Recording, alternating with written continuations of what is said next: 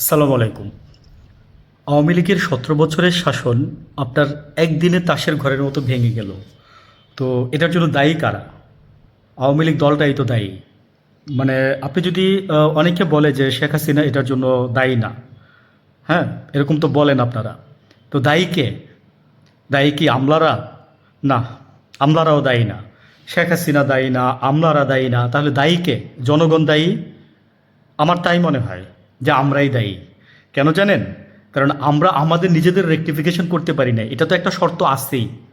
আচ্ছা, এটা আমার মানে আমি অনেকটা ক্রিটিসাইজ করে বলছি যে আমরা জনগণই দায়ী। এখন বলি সত্যি কথাটা, মানে প্রথমত হচ্ছে এটার জন্য আমলাতন্ত্র দায়ী।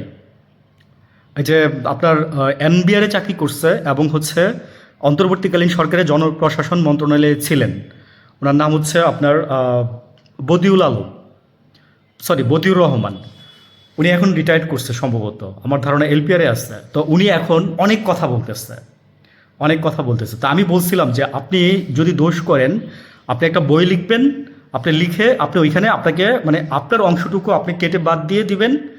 মানে আপনার লিখবেন তো আপনি ওইভাবেই কেটেই লিখবেন, আপনার মগজ থেকে তো আসবে লেখাটা। তো আপনি জাস্ট ওই বইটা লিখে আপনি নির্দোষ হয়ে যাবেন। তো আমি বলছিলাম যে 10টা আমের সাথে যদি একটা পচা আম থাকে, আরও 3টা আম হইলেও পচবে। তো এই হচ্ছে বদিউল আলম সাহেব। আপনি কেন বলছি কথাগুলো, যে আপনি ক্ষমতায় থাকতে কেন বললেন না? মানে ক্ষমতায় থাকতে হাসিনার ভাগ ধরবে, তাই না? তাই বলেন নাই আর কি। ইউনূস সাহেব আপনারা ধরবে, তাই বলেন নাই। আর আপনি এখন ইচ্ছা মতো মনে করেন যে টক শোগুলাতে বলে যাচ্ছেন, এবং আপনি এটাও বলতেছেন যে মানে স্টার প্লাস থেকে বলছে, মানে যিনি উপস্থাপক উনি বলছে যে আইসেন, আপনি আপনার কথা মানুষ শুনতে চায়। তো উনি বলতেছে আমার টাকা দিয়েন, বেশি করে টাকা দিবেন, আমি চলে আসবো। টাকা কম দিয়ে কমাই দিয়েন না, টাকা দিবেন বেশি, ভালো অ্যামাউন্ট দিবেন, আমি চলে আসবো। লজ্জা লাগে না?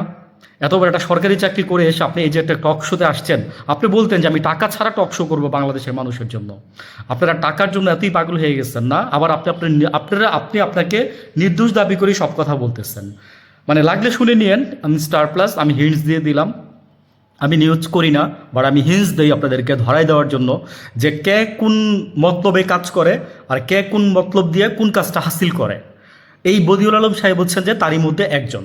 বিকজ ওনার নামে উনি ইউনূস সরকারের আমলে অনেক কিছু সরকার কি করছে অনেক কিছু বলতেছে। ইউনূস সাহেব স্বার্থলোভী, ইউনূস সাহেব মানিলোভী। উনি এটার বাস্তব প্রমাণ দিচ্ছে। তারপরে উনি বলতেছে আমলাদের সম্পর্কে যেন কি একটা কথা বলছে, হ্যাঁ, মানে লাগলে শুনে নিয়েন আপনারা, সার্চ দিয়ে ওনার নাম দিয়ে আমলা দিয়ে শুনতে পারবেন, মজা পাবেন। মানে উনি হচ্ছে ধোয়া তুলসী পাতা। ভালো থাকবেন।